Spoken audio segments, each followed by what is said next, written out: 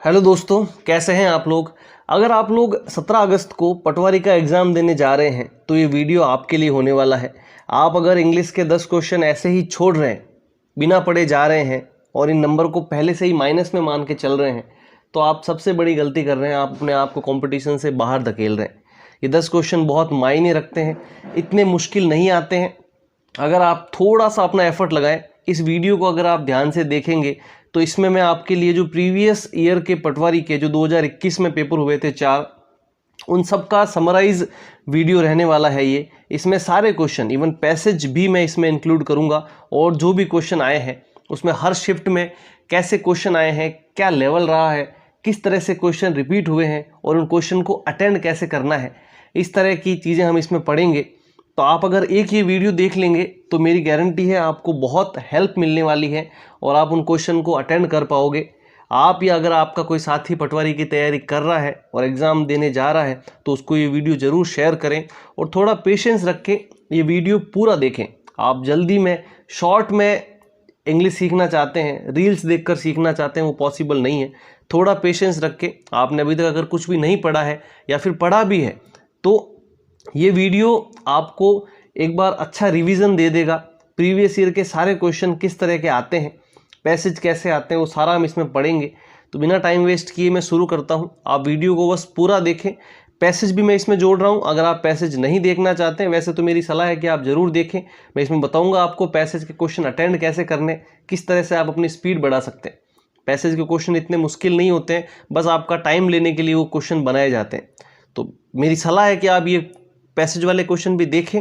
लेकिन अगर आप नहीं देखना चाहते हैं, डायरेक्ट ग्रामर के क्वेश्चन देखना चाहते हैं, तो आप वीडियो को थोड़ा आगे लेकर देख सकते हैं। तो चलो शुरू करता हूं मैं आज का वीडियो के साथ में बने रहिए, चैनल को सब्सक्राइब कर लीजिए। A private work place always helps कि भाई जो प्राइवेट, अच्छा, पैसेज को सॉल्व करने के दो तरीके हैं। या तो आप पहले क्वेश्चंस को पढ़ लीजिए, या तो सारे क्वेश्चन को पहले पढ़ लीजिए, उसके बाद में पैसेज पढ़िए।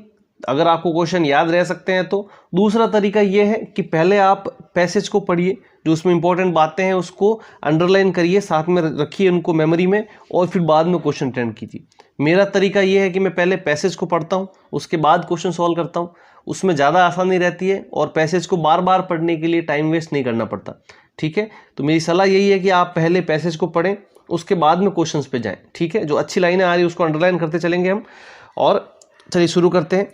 A private work place always helps कि भाई जो प्राइवेट वर्क प्लेस होता है वो हमेशा हेल्प करता है ना। प्राइवेट वर्क प्लेस मतलब जो खुद का काम करने की जगह है वो प्राइवेट रहता है, तो उससे हमेशा हेल्प मिलती है। Jain Austin asks that a certain squeaky hinge should never be oiled. भाई जो जैन ऑस्टिन जो था या थी, कोई पुराने राइटर रहे होंगे, उन्होंने क्या कहा कि जो सर्टेन स्क्वीकी हिंज है, जो आवाज़ करने वाले हिंज हैं, जो दरवाजे के जोड़ होते हैं, जिससे आवाज़ आती है जब दरवाज़ा खुलता है तो चरमराहट की जो आवाज़ आती है, शुड नेवर बी ऑयल्ड, उनको मतलब ऑयल नहीं किया जाना चाहिए। ठीक है, उन पे ऑयल नहीं लगाना चाहिए। सो that she always had a warning when ever someone was approaching the room. ठीक है, ताकि भाई क्या हो जाए, उसको कोई भी अगर दरवाजे की तरफ अप्रोच कर रहा है, दरवाजे की तरफ आ रहा है, तो उसको क्या मिल जाए, एक वार्निंग मिल जाए। ठीक है, जहाँ पर वो लिखती हैं। ठीक है, William Faulkner lacking a lock on his study door. William Faulkner जो थे, उनके स्टडी डोर पे दरवाज़ा नहीं था। ठीक है, लैकिंग अ लॉक नहीं था उनके स्टडी डोर पर। Detached the door knob and brought it into the room with him. तो उन्होंने क्या किया, जो उसके दरवाजे की कुंडी है, जो डोर नॉब है, उसको तोड़ लिया और अपने साथ रूम में रख लिया। ठीक है, Mark Twain's family knew better than to breach his study door, they would blow a horn to draw him out। भाई जो उसकी फैमिली थी मार्क ट्वेन्स की, वो कभी भी दरवाज़ा खोल के अंदर नहीं जाती थी, वो एक हॉर्न बजाते थे बाहर, ताकि उसकी अटेंशन मिल जाए उनको और वो बाहर आ जाए। ठीक है, Graham green went even further. Graham green थे, वो उससे भी आगे गए। उन्होंने क्या किया कि रेंटिंग अ सीक्रेट ऑफिस, उन्होंने एक सीक्रेट ऑफिस है वो रेंट किया। ओनली हिज वाइफ न्यू दी एड्रेस, उनकी जो पत्नी थी केवल उनको वो एड्रेस पता था, एंड द टेलीफोन नंबर, उसका एड्रेस और टेलीफोन नंबर सिर्फ उसकी वाइफ को पता था। After all every one of us needs a work place where we can work on our creation uninterruptedly, ठीक है। पर आखिर हमको सबको एक ऐसी जगह की ज़रूरत रहती है जहाँ पर हमें कोई इंटरप्ट ना करें, ऐसी जगह हम भी चाहते हैं कि हमारे लिए भी हो। Equally we need our private space too, और हमें साथ साथ में क्या, एक प्राइवेट स्पेस की भी ज़रूरत रहती है जहाँ पर हम अकेले हों। अ डेली वॉक ऑलवेज, ठीक है, ये प्राइवेट स्पेस की बात हुई थी। इसके बाद में अब क्या कह रहा है ये कि a daily walk has always been a source of inspiration. वो जो डेली वॉक होती है उससे हमेशा इंस्पिरेशन मिलती है, वो सोर्स ऑफ इंस्पिरेशन रहा है, ठीक है। फॉर मैनी आर्टिस्ट, बहुत सारे आर्टिस्ट जो कलाकार हैं उनके लिए। Regular stroll was essentially a creative inspiration. जो रेगुलर स्ट्रॉल है, स्ट्रॉल का मतलब भी वॉक हुआ, वो हमेशा एक क्रिएटिव इंस्पिरेशन रही है। चार्ल्स डिकन्स फेमसली टुक 3 hours वॉक एवरी आफ्टरनून। वो जो चार्ल्स डिकन्स है उन्होंने क्या किया, वो फेमस थे किसके लिए, 3 घंटे वो लंच के बाद में हमेशा आफ्टरनून में वॉक करते थे। And what he observed on them fed directly into his writing. और जो रास्ते में जो वो ऑब्जर्व करते थे उसको अपनी राइटिंग में लिखते थे, ठीक है। ये क्या है, Tchaikovsky could make do with a 2 hour jaunt but wouldn't return a moment early. और जो चिकोस्की है वो क्या करते थे, 2 घंटे की वॉक करते थे। जॉन्ट इसका मतलब भी वॉक हुआ, उससे पहले वो कभी नहीं आते थे। Convinced that doing so would make him ill, कि अगर भाई वो जल्दी आ गए तो इससे क्या हो जाएगा, वो बीमार पड़ जाएंगे, ऐसा उनको लगता था, ठीक है। लुडविग वैन बिथोवन टुक लेंथी स्ट्रॉल्स आफ्टर लंच। ये भी जो लुडविग है ये भी लंच के बाद में क्या करते थे, लंबी स्ट्रॉल्स लेते थे, मतलब लंबी वॉक करते थे। Carrying a pencil and paper with him, भाई पेंसिल और पेपर उसके साथ में रखते थे। इन केस इंस्पिरेशन स्ट्रक, भाई हो सकता है कोई रास्ते में इंस्पिरेशन, कोई ऐसा मोटिवेशन उनको मिल जाए लिखने के लिए, इसलिए पेपर और पेन हमेशा साथ में रखते थे। 19th century कंपोजर एरिक स्टी डिड दी सेम। भाई वो जो एरिक स्टी थी उन्होंने भी सेम किया। On his long hikes from Paris to the working class suburb where he lived. भाई जो पेरिस से जो वर्किंग क्लास सबब है जहाँ वो रहते थे तो वो भी ऐसा ही करते थे, ठीक है, लॉन्ग हाइक्स लेते थे। Stopping under street lamps, street lamps के अंडर वो रुकते थे, जो रास्ते के लैंप होते हैं उनके नीचे रुकते थे। टू जॉट डाउन आइडियाज़ जो दिमाग में उनके विचार आते थे उनको लिखने के लिए। ऑन हिज जर्नी, उस रास्ते पे जो भी उनको आइडिया आता था उसको क्या करते थे, वो लिखते थे। It is rumoured that when those lamps were turned of during the war years. भाई ऐसी भी एक अफवाह है, र्यूमर है, कि जब वो वॉर के टाइम है ना, वॉर के जो साल हैं उस दौरान जब वो लाइट्स बंद थी तो क्या हुआ, हिज म्यूज़िक डिक्लाइन टू। उसका जो म्यूज़िक है, म्यूज़िक लिखते थे वो, तो वो भी डिक्लाइन हुआ, उसमें भी कमी आई। Many great people had limited social life too. और इसके अलावा और भी बहुत लोग थे जिनकी सोशल लाइफ क्या थी, लिमिटेड थी। One of Simone de Beauvoir close friends, अच्छा ये भी एक राइटर का नाम है, close friends puts it this way, there were no receptions parties. कोई भी मतलब वो ऐसा बताते हैं कि भाई कोई भी पार्टीज नहीं करते थे, रिसेप्शन नहीं करते थे।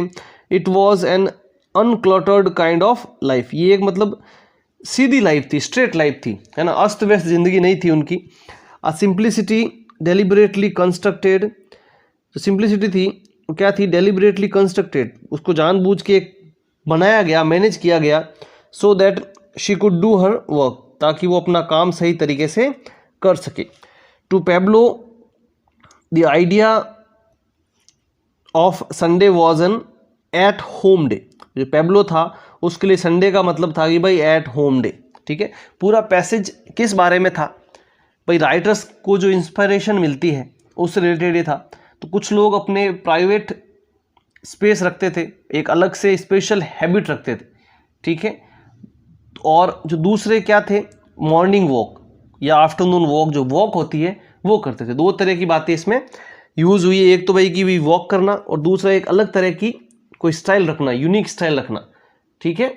चलिए अब देखते हैं क्वेश्चन में किस तरह के सवाल पूछे गए। ऑलमोस्ट हमको सारा पैसेज यहाँ पे याद है, तो देखते हैं हम क्वेश्चन सॉल्व कर पाते हैं या नहीं। फर्स्ट क्वेश्चन क्या है, the passage is about, passage किस बारे में है। हाउ टू प्रैक्टिस वॉकिंग, भाई वॉकिंग को प्रैक्टिस करने के लिए है क्या, नहीं, वॉकिंग से तो उसको इंस्पिरेशन मिलती है, तो ये गलत है। वॉकिंग एवरीडे नहीं, वॉकिंग के बारे में नहीं था ये। द लाइफ ऑफ जीनियस, ये हो सकता है थोड़ा बहुत। नेक्स्ट भी देख लेते हैं, what we can learn from the routines of genius. हाँ, ये ज़्यादा एक अप्रोप्रिएट है कि भाई जो जीनियस लोग हैं उनके जो रूटीन है उससे हम क्या सीख सकते हैं। उनके रूटीन थे ना, कुछ लोग दरवाजे पे कुंडी नहीं लगाते थे, कुछ अपनी अलग जगह प्राइवेट स्पेस रखते थे, तो इस तरह की आदतें जो है वो उनसे हम सीख सकते हैं। तो डी ऑप्शन यहाँ बिल्कुल सही हो जाएगा 51 का। नेक्स्ट देखिए 52, the writers in the past, भाई जो पास्ट के राइटर हैं, they followed a perfect daily routine, उनका एक जो रूटीन था वो परफेक्ट था। बिल्कुल सही बात है, हो सकता है भाई परफेक्ट रूटीन था उनका, वॉक करते थे मतलब करते थे। Enjoyed the difficulties of life, difficulties की यहाँ कोई बात नहीं हुई है। Can't teach us a lot, नहीं, बहुत कुछ सिखा सकता है, कांट टीच कैसे होगा। Wrote a lot in books, books पे तो सभी लिखते हैं, ये पैसेज में इंक्लूड नहीं किया गया, तो ऑप्शन ए यहाँ बिल्कुल सही हो जाएगा। ठीक है, नेक्स्ट क्वेश्चन देखिए, इन देयर डेली रूटीन्स, उनके डेली रूटीन्स में क्या, they had unique life styles, ठीक है, अलग अलग यूनिक लाइफ स्टाइल थी, हो सकता है ये। नेक्स्ट पढ़ते हैं, they read books and enjoyed them, books पढ़ने की कोई बात नहीं हुई है इसमें। They did not get any privacy, नहीं, ये भी गलत है, प्राइवेसी तो उनको मिलती थी, उनको प्राइवेसी ही पसंद थी। They did not mind visitors, ये भी गलत है, उनको विजिटर्स से माइंड होता था ऑब्वियसली, इसीलिए तो उनको प्राइवेट जगह चाहिए थी ताकि विजिटर्स नहीं आ सके। तो ऑप्शन ए यहाँ सही हो जाएगा। अभी तक देखो जो पैसेज में लिखा हुआ था हमको याद है, उस बेस पे ही हो रहा है, ज़्यादा मुश्किल पैसेज ये नहीं था।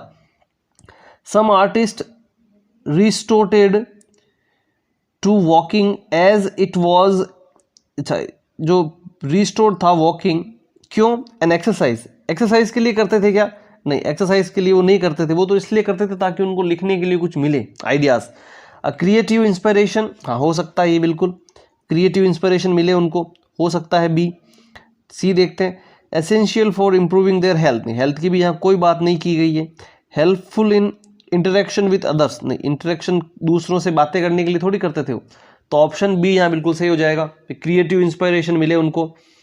To Pablo the idea of Sunday was an at home day, passage की लास्ट लाइन यही है, पैसेज की लास्ट लाइन क्या है, पैब्लो का क्या आइडिया है, एट होम डे, ये देख लीजिए आप, तो ये सीधा सीधा यहाँ पे लिखा हुआ है। नेक्स्ट देखिए, फाइंड आउट, ओके, पैसेज के ये क्वेश्चन थे इतने सारे, हमने एक बार पैसेज पढ़ा और सारे क्वेश्चन कर लिए। ये ऐसे क्वेश्चन आप एग्जाम में भी कर सकते हैं अगर आप पैसेज को सही से अंडरलाइन करके एक बार ढंग से पढ़ लो। ठीक है, हम दूसरी शिफ्ट में जो इंग्लिश के क्वेश्चन आए हैं उसमें क्या लेवल रहा है उसका भी हम एनालाइज करेंगे यहाँ पे। ठीक है, चलिए नेक्स्ट क्वेश्चन है, find out which part of the sentence has an error, पे एरर किस में है। My lawn which is overgrown needs weeding, तो जो मेरी लॉन है, जो घास है, जो अपने लॉन जो गार्डन होता है उसमें ओवरग्रोन, उसमें घास ज़्यादा हो गई है, नीड्स वीडिंग, उसको कटिंग की ज़रूरत है, कोई ग्रामेटिकल एरर इसमें नहीं है, तो ऑप्शन डी यहाँ बिल्कुल सही हो जाएगा। नो एरर का भी बिल्कुल ध्यान रखना है, हर क्वेश्चन में ऐसे नहीं घुसना है कि एरर ढूंढूं ही ढूंढूं, कुछ क्वेश्चन ऐसे आ सकते हैं जिसमें एरर ना हो। इज आया है, ओवरग्रोन है, पैसिव वॉइस है, बिल्कुल सही है, कोई दिक्कत नहीं है यहाँ पे। लॉन है, सिंगुलर है, नीड्स आ गया है ना, वीडिंग यहाँ पे जेरेंड के रूप में यूज हो गया है, तो इसमें कोई भी एरर नहीं है 56 में, तो ऑप्शन डी बिल्कुल सही हो जाएगा। नेक्स्ट देखिए, फाइंड आउट, इसमें कौन सा एरर है ये देख लीजिए। No sooner did he see his teacher when he stopped copying, ठीक, इसमें क्या एरर है, ये क्वेश्चन बहुत इंपॉर्टेंट है। नो सूनर वाले क्वेश्चन या फिर हार्डली वाले क्वेश्चन हमेशा एग्जाम में पूछे जाते हैं, इस साल भी पूछने की पूरी संभावना है। अगर आप ये वीडियो देख रहे हैं तो इसको आप अंडरलाइन कर लीजिए, नो सूनर या हार्डली का क्वेश्चन पक्का आएगा, है ना। इसमें दो एक्शन एक साथ होते हैं, एक के जस्ट बाद में दूसरा, कि भाई जैसे ही टीचर ने उसको देखा उसने क्या कर दिया, स्टॉप्ड कॉपिंग, उसने कॉपी करना बंद कर दिया। एग्जाम में कुछ कॉपी कर रहा होगा बच्चा, तो जैसे ही उसने देखा तो उसने क्या किया, कॉपी करना बंद कर दिया। अब यहाँ एरर कहाँ है, नो सूनर के बाद में सेंटेंस में यहाँ पर हमेशा देन आएगा, ठीक है, क्या आएगा, देन आएगा, व्हेन नहीं आएगा। क्लियर है बात, व्हेन नहीं आएगा, WHEN व्हेन नहीं आएगा इसमें। व्हेन कब आएगा, जब यहाँ पर हार्डली होगा, नो सूनर की जगह क्या होगा, हार्डली होगा, तो यहाँ क्या आ जाएगा, व्हेन आ जाएगा। क्लियर है बात, दो चीज़ें ध्यान रखना, नो सूनर के बाद व्हेन नहीं देन आता है, और हार्डली या स्कैर्सली आ जाए तो व्हेन आएगा। क्लियर है बात, चलिए तो यहाँ पर वैन वाले सेंटेंस में एरर हो जाएगा, तो ऑप्शन बी हमारा यहाँ बिल्कुल सही हो जाएगा। वैन की जगह क्या आ जाएगा, देन। गिव सिनोनिम ऑफ, चाहे इसके सिनोनिम बताना, सेम वर्ड, मतलब एरर के क्वेश्चन पूछे जा रहे हैं और सिनोनिम के क्वेश्चन, एंटोनिम के क्वेश्चन पूछे जाएंगे, ठीक है।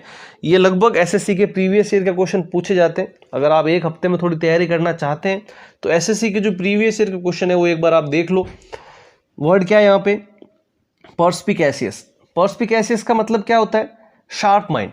पर्स्पिकेसियस का मतलब क्या होता है, तेज दिमाग होता है जिसमें, जो चीज़ों को बहुत जल्दी समझ लेता है, होशियार, इंटेलिजेंट, ठीक है। इसका एग्जैक्ट सिनोनिम क्या होगा, श्रीव्ड।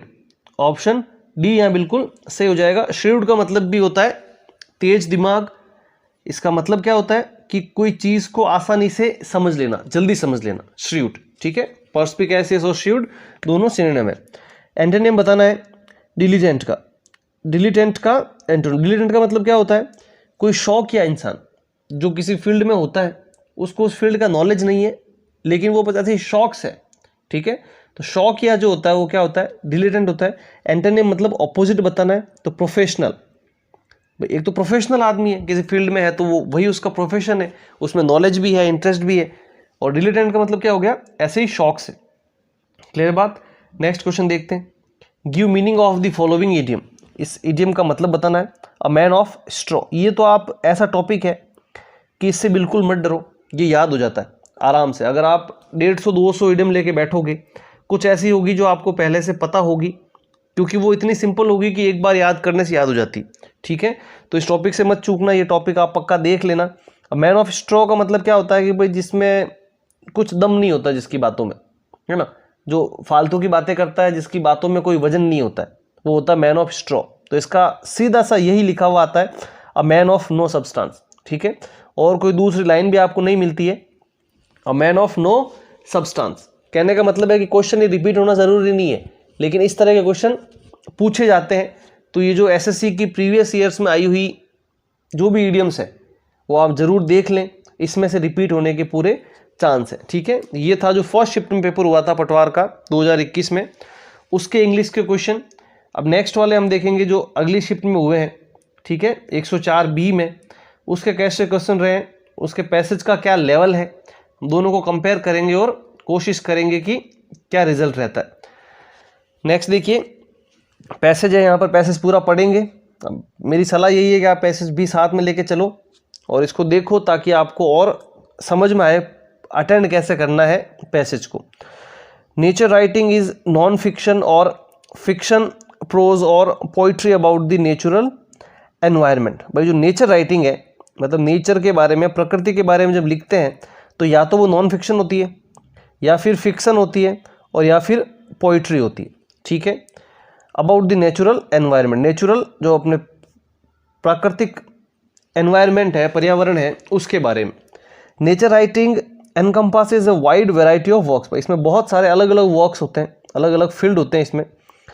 Ranging from those place primary emphasises on natural historical fact, भाई इसका जो फोकस होता है वो किस पे रहता है, नेचुरल हिस्टोरिकल फैक्ट रहता है, फील्ड गाइड्स की तरह, ठीक है। To those in which philosophical interpretation predominate, और उसमें भी क्या होता है, एक फिलोसॉफिकल इंटरप्रिटेशन होता है ना, जो चीज़ें होती है उसको अपने कल्पना के रूप में जो लिखी हुई जाती है फिलोसॉफिकली, उस पर ज़्यादा जोर रहता है। It includes natural history essays, इसमें क्या क्या रहता है, हिस्ट्री एसेस रहते हैं, हिस्ट्री पे ऐसे रहते हैं, पोइट्री रहती है, और ऐसे रहते हैं किस पे, सॉलिट्यूड और एस्केप पर, as well as travel and adventure writing, ठीक है। भाई इन चीज़ों पे इसका फोकस रहता है।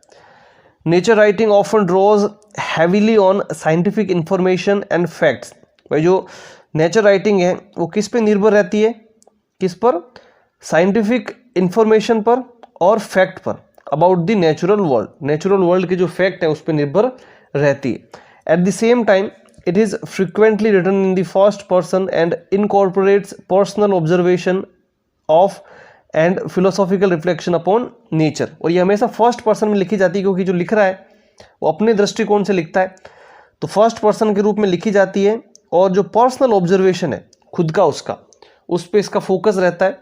और जो फिलोसॉफिकल रिफ्लेक्शन है, फिलोसॉफिकल आइडियाज़ जो है नेचर के बारे में वो इसमें लिखे जाते हैं। क्लियर है बात? चलिए, modern nature writing traces its roots to the works of natural history. भाई जो मॉडर्न नेचर राइटिंग है, अभी लेटेस्ट की जो नेचर राइटिंग है, उसकी भी जो जड़ें हैं वो कहाँ से है? नेचुरल हिस्ट्री के काम से। That were popular in second half of 18th century. भाई जो 18वीं सदी का जो सेकेंड हाफ है, यानी कि 1750 के बाद में, and throughout the 19th century, ठीक है, और 1800 से लेकर 1900, मतलब 150 साल में जो हुई थी घटनाएं, उस पर जोर देकर जो उसकी जड़ें हैं वहाँ से ली गई है। An important early figure was the person naturalist Gilbert white, है ना, एक इम्पोर्टेंट फिगर थे, ये बंदे थे, क्या नाम है उनका?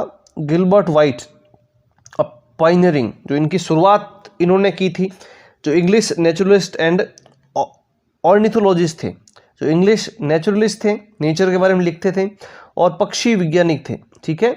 ऑर्निथोलॉजिस्ट का मतलब क्या होता है? पक्षी वैज्ञानिक, ठीक है। वन वर्ड में ये क्वेश्चन आ सकता है, वन हू स्टडीज बर्ड्स, उसको क्या बोलते हैं? Ornithologist. He is best known for his natural history and antiquities of Selborne, ठीक है, इनकी बुक का नाम है, उनके लिए ये जाने जाते हैं। तो पूरा पैसेज किस बारे में था? नेचर राइटिंग के बारे में, कि नेचर राइटिंग की जड़ें कहाँ से कहाँ तक थी, कौन सी शताब्दी में वो फेमस थी, क्या क्या चीज़ें उसमें जोड़ी जाती है, किस किस पे फोकस किया जाता है, ये सारी चीज़ें उसमें है, ठीक है।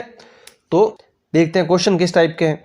पहला क्वेश्चन है 51, नेचर राइटिंग एम्फेसाइजेस ऑन। जो नेचर राइटिंग है वो किस पे एम्फेसाइज करती है? Historical facts of about the nature, ठीक बात है, हिस्टोरिकल फैक्ट पे फोकस करती है, हमने पढ़ा पैसेज में।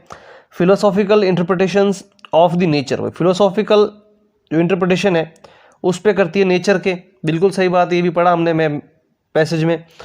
थर्ड है साइंटिफिक इंफॉर्मेशन एंड फैक्ट्स, ये भी हमने लास्ट में देखा कि भाई साइंटिफिक जो फैक्ट है उस पर भी ये डिपेंड करती है। तो इसमें से कौन सा सही है बताना हमको, तीनों सही है, 1, 2 और 3 पैसेज में हमने पढ़ा, लिखा हुआ, बिल्कुल डरने की जरूरत नहीं है, ये 3 ऑप्शन है, तीनों सही है।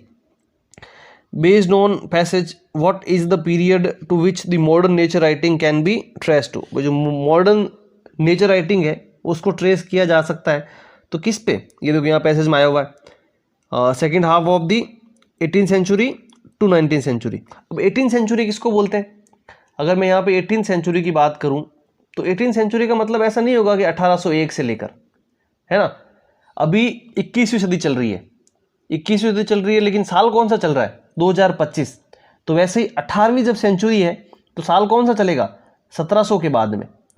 तो यहाँ क्या लिखा हुआ है? हाफ ऑफ 18th सेंचुरी, मतलब 17वीं शताब्दी है उसके हाफ, मतलब 1750 से लेकर पूरी 19वीं सदी, तो 1800 से लेकर 1900 तक, ठीक है। तो ये यहाँ पर हम इसको जोड़ देंगे तो क्या हो जाएगा? ऑप्शन क्या रहेगा?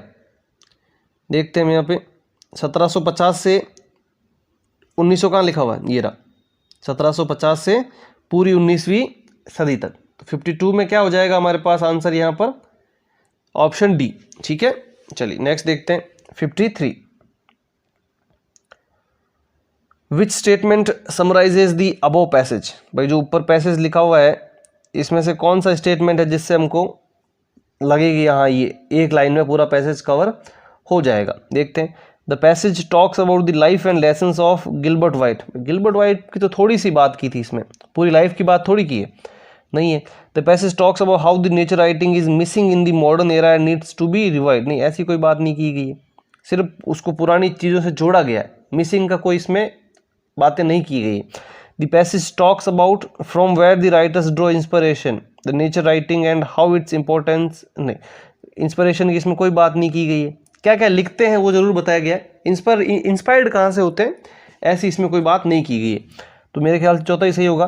The passage talks about what nature writing is, different types of nature writing, style and about the roots and pioneer of modern nature writing. ठीक है, पायनियर की बात की गई है, स्टाइल की बात की गई है ना, डिफरेंट टाइप, तो ये बिल्कुल सही है, ऑप्शन डी यहाँ बिल्कुल सही हो जाएगा। ठीक है, नेक्स्ट देखिए 54 question, which word aptly describes the word reflections as used in the passage। ठीक है, रिफ्लेक्शन जो वर्ड यूज हुआ है पैसेज, ये सामने लिखा हुआ है, रिफ्लेक्शन, ये क्यों आया? फिलोसॉफिकल रिफ्लेक्शन मतलब आइडिया, है ना? तो क्या हो जाएगा यहाँ पर? ओपिनियन, सही है। फिलोसॉफिकल ओपिनियन या फिलोसॉफिकल आइडिया, तो ये ए ऑप्शन यहाँ बिल्कुल सही हो जाएगा। रिप्रोडक्शन की यहाँ पे कोई बात की गई नहीं है, इमेजेस की भी बात नहीं है, ओपिनियन यानी आइडिया। क्लियर बात? 54 में आइडिया। देखो पैसेज को बिना वापस पढ़े हमको सब याद रह सकता अगर आप एक बार पैसेज को सही से पढ़ने की कोशिश करें तो। बड़ा पैसेज देख के भी डरना नहीं है, बस एक बार पढ़ना उसको। 55 देखिए, according to the passage what kind of works are written as part of nature writing. Nature writing में किस किस टाइप की चीज़ें लिखी जाती है, हमने पैसेज में पढ़ा है, देख लेते हैं इसमें कौन कौन सा सही है। Natural history essays and essays of solitude और एस्केप, बिल्कुल पढ़ा हमने, सॉलिट्यूड और एस्केप पढ़ा है, हिस्ट्री ऐसे पढ़ा है, ऊपर आप पैसेज में चेक कर सकते हैं, ये लिखा हुआ है। पोइट्री बिल्कुल सही बात है।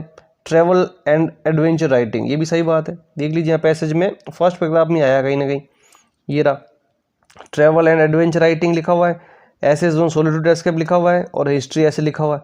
तीनों बातें यहाँ पर लिखी हुई है, तो क्या हो जाएगा?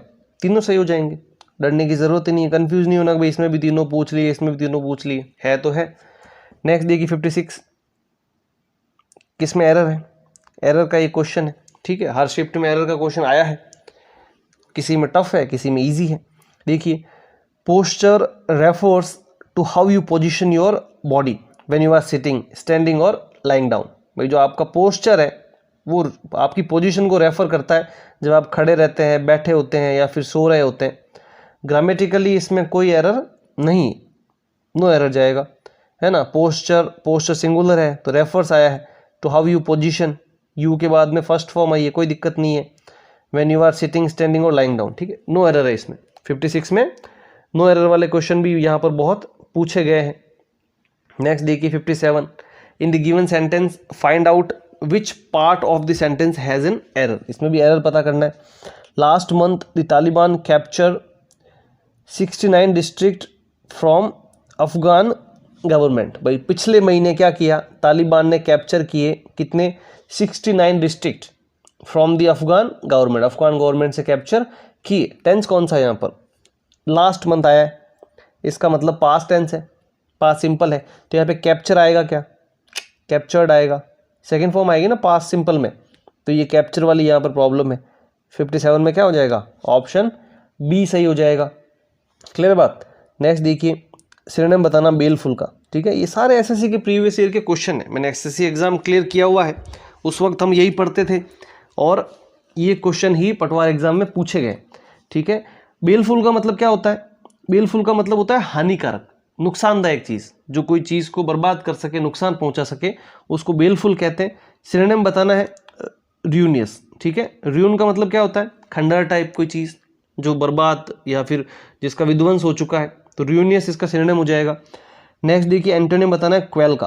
क्वेल का मतलब क्या होता है? क्वेल का मतलब होता है शांत करना। क्वेल का मतलब क्या होता है? शांत करना, किसी चीज़ को पैसिफाई करना, ठीक है, पैसिफाई करना। तो इसका ऑपोजिट बताना है insight.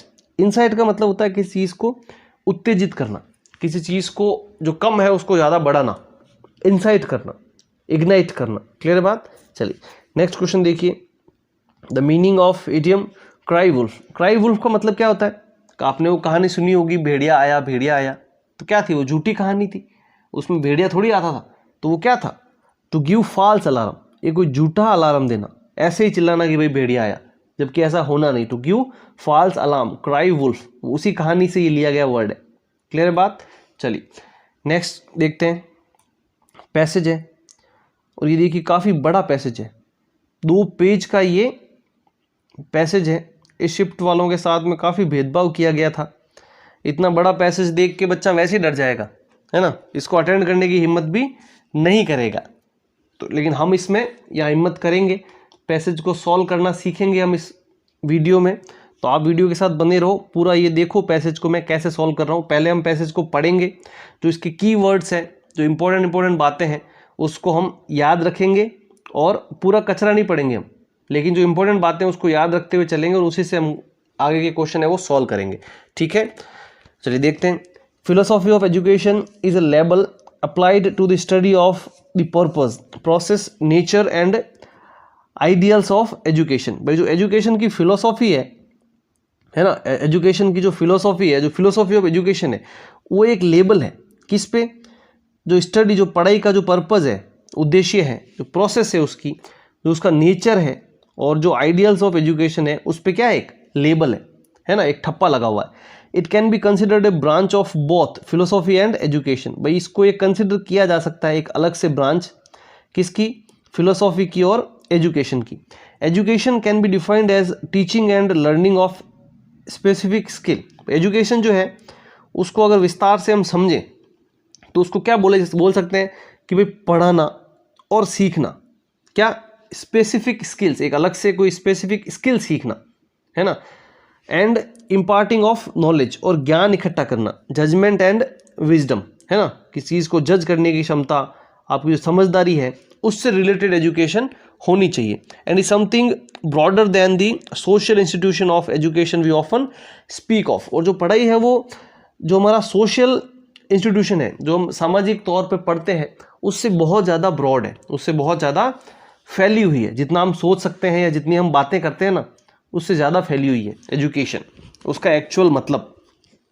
We educationalist, okay, many educationalist consider it a weak and woolly field. भाई जो बहुत सारे जो विद्वान हैं वो इसको क्या मानते हैं, इसको कमज़ोर मानते हैं और दिखावे वाला मानते हैं, वुली फील्ड मानते हैं इसको, ठीक है। Too far remove from the practical applications of the real world to be useful. और इसको ऐसा मानते हैं कि भाई ये प्रैक्टिकल लाइफ में यूज़ नहीं होती है ना, इससे बहुत दूर है ये। But philosophers dating back to Plato and the ancient Greeks have given the area much thoughts and emphasizes। और लेकिन जो पुराने लोग हैं, कौन, जो प्लेटो हो गए या उसके रिलेटेड उस टाइम के जो एंशिएंट ग्रीक्स हैं, उन्होंने क्या किया है, इस जो पढ़ाई का जो सिद्धांत है जो भी चल रहा है, इस पे थोड़ा जोर दिया है। और इस पे कोई डाउट भी नहीं है कि उनका जो काम है उसने बहुत हेल्प की है आज के जो एजुकेशनिस्ट हैं, जो आज की जो पढ़ाई है, उस पढ़ाई ने, उन लोगों ने उनसे बहुत कुछ सीखा भी है। Plato is the earliest important educational thinker. भाई जो प्लेटो थे वो पहले के, सबसे पहले के क्या थे, एजुकेशनल थिंकर थे। And education is an essential element the Republic philosophy and political theory. भाई उन्होंने 360 BC के आसपास ये बुक लिखी है रिपब्लिक, उसमें उन्होंने फिलोसॉफी और पॉलिटिकल थ्योरी के बारे में लिखा है। ही एडवोकेट्स सम रेदर एक्सट्रीम मेथड। उन्होंने क्या किया है, पक्ष लिया है किसका, एक्सट्रीम, मतलब एक अलग जो तरीके हैं उनका पक्ष लिया है। क्या क्या तरीके थे वो, removing children from their mothers. भाई बच्चों से, उनकी माँओं से अलग कर देना, या जो उनकी माँ जो ध्यान रखती है उनका। Care and raising them as wards of the state. भाई जो माँ ख्याल रखती है उनका, उससे उनको दूर करके उनको मतलब एक पहरेदार की तरह उनको बड़ा करना चाहिए, जो एक राज्य को, एक जगह को संभाल सके, ठीक है।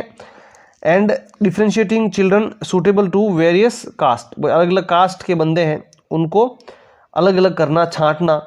The highest receiving the most education. और जो हाई कास्ट में है उनको ज़्यादा पढ़ाई के योग्य समझना। So that they could act as guardians of the city, ताकि वो उस जगह की, उस शहर की सुरक्षा कर सके। And care for the less able. और जो कमज़ोर लोग हैं उनका ध्यान रख सकते। ही believe that education should be holistic, ठीक है। एजुकेशन जो पढ़ाई है वो काफ़ी पवित्र होती है, including facts, skill, physical discipline, music and art. ये सारे सब्जेक्ट हैं पढ़ाई के जो उसमें होने चाहिए। Plato believe that talent and intelligence is not distributed genetically. भाई जो टैलेंट और इंटेलिजेंस है वो जेनेटिकली डिस्ट्रीब्यूट नहीं होते, मतलब वंश दर वंश वो नहीं आगे बढ़ते हैं। Thus is not found in children born to all classes. इसलिए वो हर क्लास में पैदा हुए बच्चों में वो नहीं पाए जाते हैं। Although his proposed system of selective public education for an educated minority of the population does not really follow a democratic model, ठीक है। और जो उनकी जो सोच है, उनके विचार हैं, वो माइनॉरिटी ऑफ पॉपुलेशन, जो कुछ लोग हैं माइनॉरिटी के, वो उसको डेमोक्रेटिक मॉडल नहीं मानते, ठीक है। मतलब थोड़े बहुत मानते हैं, थोड़े नहीं मानते, माइनॉरिटी के लोग उसको नहीं मानते हैं, ठीक है। चलिए, और एरिस्टोटल यानी अरस्तु considered human nature habit and reason to be equally important forces to be cultivated in education. और अरस्तु ने क्या किया, अरस्तु भाई ह्यूमन नेचर को, उनकी हैबिट को सब बराबर मानते थे, मतलब लोगों को वो बराबर मानते थे। The ultimate aim of which should be to produce good and virtuous citizen. Education का मेन पर्पज क्या रहना चाहिए कि भाई अच्छे नागरिक पैदा किए जा सके। He propose that teachers lead their students systematically. भाई टीचर्स क्या करें, अपने स्टूडेंट्स को सिस्टमेटिकली लीड करें। And that repetition be used as a key tool to develop good habits. भाई क्या करना चाहिए कि भाई रिपीट करना चाहिए, बच्चों से रिवीजन कराना चाहिए हैबिट्स का, ताकि वो उनको अच्छे से सीख सकें। अनलाइक सोक्रेट्स, मतलब सुकरात की जैसे नहीं। सुकरात का क्या सिस्टम था, emphasizes on questioning his interns to bring out their own ideas. सुकरात का क्या सिस्टम था कि जो सीखने वाले बच्चे हैं उन पे जोर देना कि भाई तुम खुद के आइडियाज लाओ, खुद तुम सवाल पूछो, उससे तुम सीखोगे। ठीक है। He emphasised the balancing of theoretical and practical aspects of subject thought, among which he explicitly mentions reading, writing, mathematics, music, physical education, literature, history and wide range of sciences। In subject पे उसने focus किया है यहाँ पर, और बोला है कि भाई थ्योरी और प्रैक्टिकल करके इन चीज़ों को सीखा जा सकता है। ठीक है। During the medieval period the idea of perennialism was first formulated by Saint Thomas Aquinas in his work De Magistro. ठीक है। पर्नेलिज्म क्या होता है कि जो चीज़ें प्रैक्टिकल होती है या जो चीज़ें प्रूव हो चुकी है ना, भाई शाश्वतवाद इसको कह सकते हैं कि जो चीज़ें हमेशा से चली आ रही है और उसकी संभावना है कि वो आगे भी चलेगी, तो उस पर ज़्यादा ध्यान देना चाहिए। ठीक है। One should teach those things deem to be everlasting, जो हमेशा चले, उनकी ज़रूरत एवर लास्टिंग जो हो, टू ऑल पीपल एवरीवेयर, हर लोगों के लिए सब जगह। Namely principles and reasoning that just facts, and that one should teach first about people not machines or techniques। वही पहले और क्या है, it was originally religious in nature। ठीक है, नेचर में रिलीजियस था। and it was only much later that theory of secular paternalism developed, और उसके बाद में जो है वो secular paternalism develop हुआ। during the Renaissance the French skeptic Michel de Montaigne was one of the first to critically look at education. ठीक है। तो फ्रेंच स्केप्टिक है ये अपने माइकल डे मोंटेग, इन्होंने क्या किया कि उनको क्रिटिकली एजुकेशन की तरफ उन्होंने ध्यान दिया। यूजुअली फॉर हिज टाइम, अपने टाइम के लिए, Montaigne was willing to question the conventional wisdom of the period, calling in to question the whole edifice of the educational system and the implicit assumptions that university educated philosophers were necessarily wiser than uneducated farm workers for example। ठीक है। उन्होंने पढ़ाई पे ज़्यादा focus किया। Passage काफ़ी लंबा था, पढ़ते पढ़ते मैं खुद बोर हो गया, तो मेन इसका फोकस किस पे है भाई, सुकरात है ना, अरस्तु, प्लेटो, इन लोगों ने पढ़ाई के बारे में क्या क्या बातें की है, उस पर ये पैसेज था। कितनी चीज़ें याद रही है अब देखते हैं हम पैसेज में, और जो याद नहीं रह पाएगी उसमें वापस पढ़ के देखेंगे थोड़ा सा। What is the difference between the approaches of Socrates और अरिस्टोटल। अरस्तु और सुकरात में क्या क्या डिफरेंस था, दोनों की बात की गई है। तो Aristotle felt the need for repetition to develop good habits in students, Socrates felt the students need to be constantly question. हाँ बिल्कुल सही बात है ये, इसमें यही ऑप्शन सही लग रहा है मुझे। सेकंड देखिए, अरिस्टोटल फेल्ट नीड फॉर, इसमें क्या देखो, अरस्तु ने क्या बोला कि भाई रिपीटेशन होना चाहिए, अच्छी हैबिट को डालने के लिए रिपीटेशन होना चाहिए, ये हमने पैसेज में पहले बीच में पढ़ा है। और जो सुकरात का क्या सिस्टम था कि जो बार बार उनसे सवाल पूछा जाना चाहिए, या बीच में कहीं पैसेज में ये आया है। ठीक है, ये रहा, रिपीटेशन होना चाहिए। और सुकरात ने क्या माना, इसका ऑपोजिट, कि भाई उनके जो अपने लिसनर्स हैं उनसे सवाल पूछने चाहिए। ठीक है, उनको खुद सवाल खड़े करने चाहिए। नेक्स्ट देखिए, why do educationist consider philosophy a weak and woolly field. भाई इसको वीक एंड वुली फील्ड क्यों मानते हैं, क्योंकि प्रैक्टिकल नहीं है। जो आज की पढ़ाई है वो प्रैक्टिकली एप्लीकेबल नहीं है। ऑप्शन ए यहाँ बिल्कुल सही हो जाएगा। नेक्स्ट देखिए, what do you understand by the term perennialism. Perennialism का मतलब क्या है कि भाई जो चीज़ें हमेशा चलती रहे। It refer something which is of permanent importance. ठीक है, ये पैसेज में बिल्कुल यही लाइन लिखी हुई है, परमानेंट इंपॉर्टेंस, यही सही है। It refers to something which is quite unnecessary, नहीं, it refers to something which is abstract and theoretical, ये भी नहीं है, ये भी नहीं है, ठीक है। ऑप्शन ए यहाँ बिल्कुल सही हो जाएगा। नेक्स्ट देखिए, वर प्लोटोस बिलीव अबाउट एजुकेशन डेमोक्रेटिक। तो हमने क्या पढ़ा पैसेज के ऊपर, जो माइनॉरिटी है वो डेमोक्रेटिक नहीं मानती है, बाकी लोग उसको मानते हैं। तो नो, नॉट एट ऑल नहीं, ये गलत है। थोड़ा बहुत था, yet it was democratic, completely नहीं, कंप्लीटली भी नहीं था, है ना, पार्शली था। ऑप्शन सी है बिल्कुल सही हो जाएगा। Yes it was democratic but partially, clear बात, थोड़ा बहुत था। नेक्स्ट देखिए 17 number question, why did Aquinas propose a model of education which did not lay much emphasise on fact. भाई फैक्ट पे क्यों फोकस नहीं किया, इसका जो पर्पस था उसने फैक्ट्स पे क्यों नहीं किया, क्योंकि फैक्ट्स बदलते हैं टाइम के साथ में, लिखा हुआ पैसेज में। तो ऑप्शन सी है बिल्कुल सही हो जाएगा। फैक्ट्स और फैक्ट्स, ठीक, दो ये गलत हो जाएंगे। Facts can change with changing times. भाई टाइम के साथ में फैक्ट क्या होते हैं, बदलते हैं। ये सारे पैसेज को पढ़ने के बाद ही याद रह सकते हैं, ठीक है। पैसेज बड़ा जरूर है लेकिन किया जा सकता है। नेक्स्ट देखिए, और ये पैसेज थोड़ा टफ है, इन बच्चों के साथ में भेदभाव किया गया है। Which part of the sentence has an error. He was not considered for promotion because his performance was not as good as the other members of the organization. ये क्वेश्चन एसएससी के प्रीवियस ईयर के question है, मैंने देखे हुए हैं, किए हुए हैं। अब इसमें ये इतना सिंपल क्वेश्चन नहीं है, अगर आप इसमें इंग्लिश में थोड़े नए हैं तो हो सकता है टफ लगे, लेकिन यहाँ पे जब दो चीज़ों की कंपेयर की गई है, he was not considered for promotion, promotion के लिए कंपेयर नहीं किया गया है, क्यों, बिकॉज ऑफ हिज परफॉर्मेंस, उसकी परफॉर्मेंस के कारण। Was not as good as the other members. अब परफॉर्मेंस की तुलना जो दूसरे मेंबर्स हैं उनकी परफॉर्मेंस से की जाएगी, है ना, और यहाँ किससे की गई है, दूसरे मेंबर से।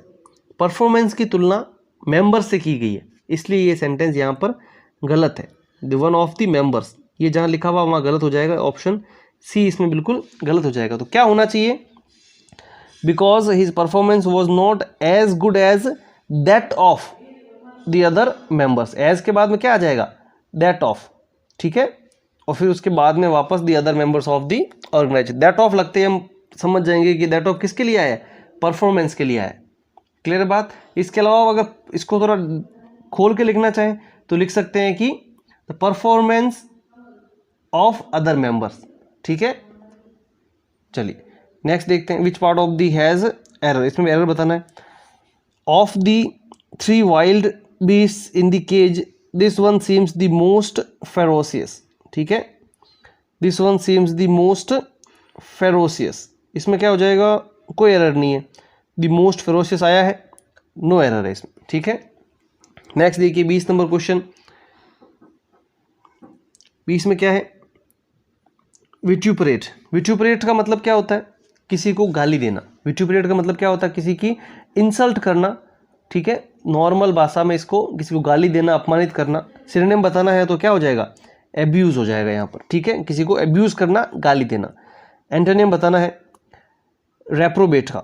रेप्रोबेट का मतलब क्या होता है, रेप्रोबेट का मतलब होता है कोई खराब आदमी, घटिया आदमी, जिसकी मतलब पापी कह सकते हो, या जिसका वो सही आदमी जो नहीं होता है वो रेप्रोबेट होता है। और इसका ऑपोजिट क्या हो जाएगा, वर्चुअस। वर्चुअस का मतलब अच्छा आदमी, एक सही आदमी जो अपने नियम कानून से चले। और रेप्रोबेट का मतलब होता है जो जिसका नियम धर्म कुछ नहीं होता है, वो रेप्रोबेट होता है। इस इडियम का मतलब बताना है 22 नंबर क्वेश्चन में, at loggerheads. Loggerheads का मतलब क्या होता है कि भाई एक दूसरे के टोटल खिलाफ रहना, एक दूसरे के खिलाफ रहना, एक दूसरे से हमेशा लड़ाई में रहना। तो क्या हो जाएगा, to be at strife. Strife का मतलब क्या होता है, कोई पंगा, उलझन, स्ट्राइफ बोलते हैं उसको। तो इसका लॉगर हेड्स का क्या मतलब हो जाएगा, एक दूसरे के खिलाफ रहना, लड़ाई में रहना, क्लियर है बात। चलिए नेक्स्ट देखते हैं।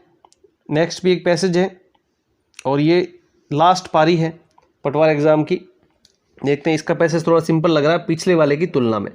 पढ़ते हैं, कितना याद रहता है उसके बाद हम देखते हैं।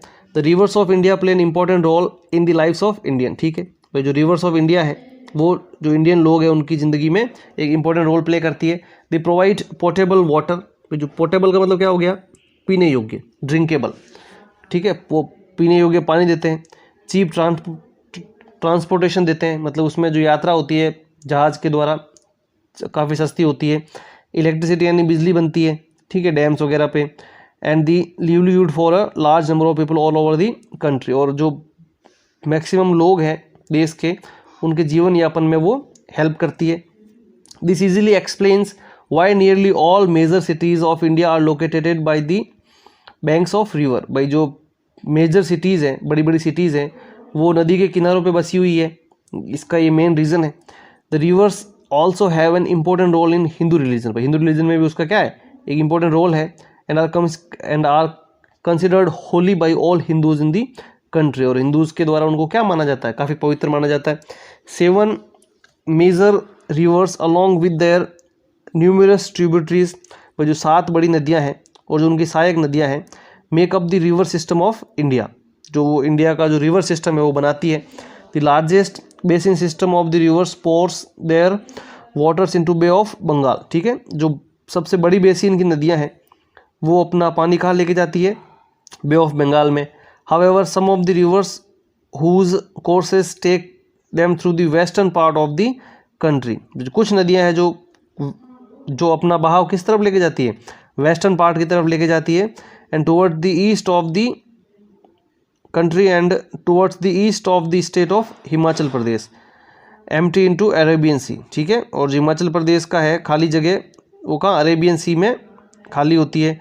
Parts of Ladakh, northern parts of the Aravalli range and the arid parts of the Thar desert have inland drainage. ठीक है भाई, जो लद्दाख और जो अपने नॉर्थन पार्ट है अरावली के, और जो राजस्थान के सूखे पार्ट है थार के रेगिस्तान है, उनका क्या है, इनलैंड ड्रेनेज है, मतलब अंदर उनका ड्रेनेज है, बहाव है।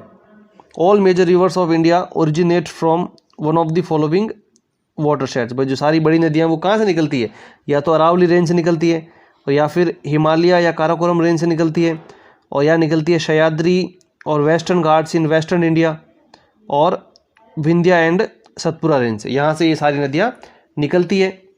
Himalayan glaciers in the Indian subcontinent are broadly divided into the 3 river basins. ठीक है, बट हिमालयन ग्लेशियर्स की जो है subcontinent are broad divided into 3, जो 3 बड़ी रिवर बेसिन है उस पर वो डिवाइड किया गया है।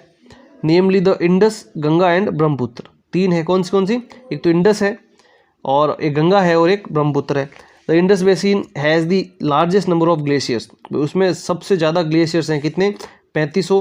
Where is the Ganga and Brahmaputra basins contain about 1000 और 660। ब्रह्मपुत्र में कितने, 660 है, गंगा में कितने, 1000 ग्लेशियर्स हैं respectively. Ganga is the largest river system in India, जो गंगा है वो सबसे बड़ा रिवर सिस्टम है इंडिया का। However these rivers are just 3 among many, जो है वो बहुत सारी जो रिवर्स है उसमें से ये केवल 3 है। Other examples are Narmada, Tapi and Godavari. ठीक है, नर्मदा, तापी और गोदावरी इसके और एग्जाम्पल है। 3 बड़ी नदियों की यहाँ पर बात की गई है, और रिवर सिस्टम पानी से क्या क्या हेल्प होती है लोगों को उसके बारे में बात की गई है। देखते हैं पैसेज क्या कहना चाहता है, सवाल कैसे बनाए हैं। According to the passage the major rivers in India, भाई जो बड़ी बड़ी रिवर्स है इंडिया की वो कौन कौन सी है, तो अच्छा किस तरह की बात की गई है। Pour only in bay of Bengal, सिर्फ बे ऑफ बंगाल में थोड़ी निकलती है ना, वो अपने वेस्टर्न पार्ट में भी जाती है और वो अंदर भी बहती है। पोर ओनली इनटू अरेबियन सी, ये भी नहीं है। पोर इधर इनटू बे ऑफ बंगाल और अरेबियन सी और हैव इनलैंड ड्रेनेज, ये सिस्टम सही है, लिखा हुआ है कि या तो बे ऑफ बंगाल में जाती है या फिर अरेबियन सी में जाती है, और कुछ का इनलैंड ड्रेनेज है, इनलैंड ड्रेनेज है, मतलब खुद का अंदर ही अंदर खत्म हो जाता है, मतलब वहीं से निकलती है और कुछ देर बाद में बिना कहीं बे ऑफ बंगाल में मिले खुद में ही खत्म हो जाती है। तो ऑप्शन सी है बिल्कुल सही हो जाएगा। नेक्स्ट देखिए 52 question number, how many glaciers are there in each of the river basins. भाई किस में कितने हैं, तो हमने ये देखा है बीच में पैसेज में, किस में कितने हैं, जो गंगा है उसके कितने हैं, 3500 है, सॉरी गंगा नहीं, इंडस के 3500 हैं, और गंगा ब्रह्मपुत्र के कितने हैं, 1000 और 600। देख लो क्या हो जाएगा इसमें, गंगा के कितने हैं, 1000, गंगा कितने 1000 हैं, हाँ ठीक है, और ब्रह्मपुत्र के 660 और इंडस के 35 सबसे ज़्यादा। ऑप्शन डी है बिल्कुल सही हो जाएगा। ठीक है, पैसेज में से ही आ रहा, बस थोड़ा सा आपको पैसेज दोबारा देखना पड़ेगा कंफर्म करने के लिए। According to the passage the rivers in India play pivotal role because, ठीक है, ये जो इंपॉर्टेंट रोल क्यों प्ले करती है, क्योंकि दे प्रोवाइड पोर्टेबल वाटर, हाँ ठीक बात है, पीने योग्य पानी देती है। They are important only in the Hindus, नहीं सिर्फ हिंदूज में इंपॉर्टेंट थोड़ी है, बाकी लोगों को भी तो हेल्प मिलती है, दूसरा गलत हो जाएगा। तीसरा क्या, they provide cheap transportation electricity, बिल्कुल देती है ना, लिखा हुआ पैसेज में। They are located near all major cities of India, नहीं वो सिटीज़ के पास में लोकेटेड नहीं है, जो सिटीज़ हैं वो उसके पास में लोकेटेड है। नेक्स्ट है, they are means to earn livelihood for a large number of people, हाँ ठीक है, लोगों की कमाई का जरिया है। तो क्या कैसे हो जाएगा इसमें, 1, 3 और 5, देख लीजिए किस में है, 1, 3 और 5, ऑप्शन बी यहाँ बिल्कुल सही हो जाएगा 53 में। पैसेज अगर आपको पढ़ना आ रहा है तो आप सारे क्वेश्चन कर सकते हो। नेक्स्ट देखो, all the major Indian rivers originate from following water sets, भाई कहाँ कहाँ से निकलती है, पैसेज में ये लिखा हुआ है। तो 54 में क्या हो जाएगा, देखिए हिमालय, काराकोरम, अरावली, वेस्टर्न घाट, सह्याद्री और विंध्या, हाँ ये ठीक, ये थे काराकोरम, अरावली, हिमालय, हिंदू कुश तो नहीं था, ठीक है हिंदू कुश नहीं था, हिमालय, काराकोरम, अरावली, नंगा पर्वत भी नहीं था, अरावली, हिमालय, सह्याद्री, विंध्या और सतपुरा, हाँ ठीक है सतपुरा था। तो इसमें कौन सा मिसिंग है, सतपुरा इसमें नहीं है ना, तो ये ऑप्शन डी यहाँ बिल्कुल सही हो जाएगा, है ना, अरावली है, हिमालय है, काराकोरम है, सह्याद्री है, विंध्या है, सतपुरा है, ठीक है, तो ऑप्शन डी यहाँ बिल्कुल सही हो जाएगा। सह्याद्री और वेस्टर्न घाट्स तो एक ही बात हो गई, तो ऑप्शन डी यहाँ बिल्कुल सही हो जाएगा, ठीक है। चलिए नेक्स्ट क्वेश्चन देखते हैं, which of the following include all rivers are mention in entire passage, भाई कौन कौन सी नदियाँ हैं इसमें मेंशन की गई है। तो गंगा, बे ऑफ बंगाल कोई नदी नहीं है, तापी गंगा, बे ऑफ बंगाल ये फिर गलत हो जाएगा, ब्रह्मपुत्र, इंडस, गंगा, नर्मदा, तापी, गोदावरी है, ठीक है, ऑप्शन सी है बिल्कुल सही हो जाएगा। नेक्स्ट देखिए 56, विच part of the sentence has an error, I live on the top floor, देखो यही एरर हो गया, और टॉप फ्लोर नहीं आएगा, I live on a top floor of an old house when the wind blows all the windows rattle, ठीक है, मैं टॉप के फ्लोर पर रहता हूँ, तो आपने एक स्पेसिफिक फ्लोर मेंशन किया है, तो इससे पहले दो आना चाहिए, ठीक है, तो यहाँ पर ए में ही गलती हो जाएगी, 56 का ए सही हो जाएगा। विच part of the sentence has an error, with a total of 45 matches the T20 world cup will composition of 2 rounds, देखो विल आया है यहाँ पर, मतलब विल के बाद में वर्ब आएगी फर्स्ट फॉर्म यहाँ पे, तो कंपोजिशन तो एक नाउन है ना, तो क्या हो जाएगा यहाँ पे, या तो हो जाएगा कंसिस्ट ऑफ और या हो जाएगा कंप्राइजेस, ठीक है, तो विल कंप्राइज ऑफ 2 राउंड्स, तो ये जो कंपोजिशन वाला है ये गलत हो जाएगा, ऑप्शन सी। 58 देखिए, एम्बेजल, एम्बेजल का मतलब क्या होता है, एम्बेजल का मतलब होता है धोखाधड़ी करना, स्पेशली फाइनेंशियली, है ना, पैसों का गबन करना एम्बेजल बोला जाता है। तो इसका सिनोनिम हो जाएगा मिस अप्रोप्रिएट, इसका मतलब भी सेम होता है, पैसों के कुछ गड़बड़ करना। 59 देखिए, give antonym of grumpy, grumpy का मतलब होता है एक तरह से खड़ूस कह सकते हो, या जिसको बहुत ज़्यादा गुस्सा आ रहा होता है, इरिटेट हो रखा होता है, वो ग्रम्पी होता है। तो इसका एंटोनिम बताना है, एंटोनिम को जाएगा एमिएबल, एमिएबल का मतलब होता है फ्रेंडली, जो एकदम थोड़ा खुश मिजाज अच्छे मूड का बंदा होता है वो एमिएबल होता है। लास्ट क्वेश्चन है आज का, give meaning of idiom at one's wits end, wits end मतलब जो सोचने समझने की बुद्धि है वो खत्म हो गई यहाँ पर, अब इससे आगे वो नहीं सोच सकता, कंफ्यूज हो गया है, परप्लेक्स्ड हो गया है, परप्लेक्स्ड का मतलब क्या हो जाएगा, कंफ्यूज, थोड़ा हार्ड वर्ड यूज़ किया, कंफ्यूज भी लिख सकता था लेकिन परप्लेक्स लिखा है, परप्लेक्स का मतलब भी सेम होता है, कंफ्यूज होना, कि भाई अब समझ में नहीं आ रहा आगे क्या करना है। तो ये थे पटवार के 2021 के सारी शिफ्ट के प्रीवियस ईयर के क्वेश्चन, सबका लेवल अलग अलग था, लेकिन कॉमन एरर्स के सवाल आए हैं, एंटोनिम सिनोनिम के सवाल आए हैं, और नेक्स्ट जो एग्ज़ाम होने वाला है आपका 17 तारीख का, इस तरह के क्वेश्चन रिपीट हो सकते हैं, इनसे घबराने की ज़रूरत नहीं है। अगर आपको लग रहा है कि आपका कोई टॉपिक मुश्किल है, आप चाहते हो वो करना, तो मुझे कमेंट बॉक्स में बता दीजिए, मैं आपको बहुत ही अच्छी शॉर्ट ट्रिक्स के साथ वो टॉपिक बता दूंगा, और जो और क्वेश्चन है आपके प्रैक्टिस के लिए वो आपके लिए लेकर आ जाऊंगा। चैनल को आप सब्सक्राइब कर लीजिए और कमेंट बॉक्स में बताइए आपको ये वीडियो कैसा लगा। Thank you so much.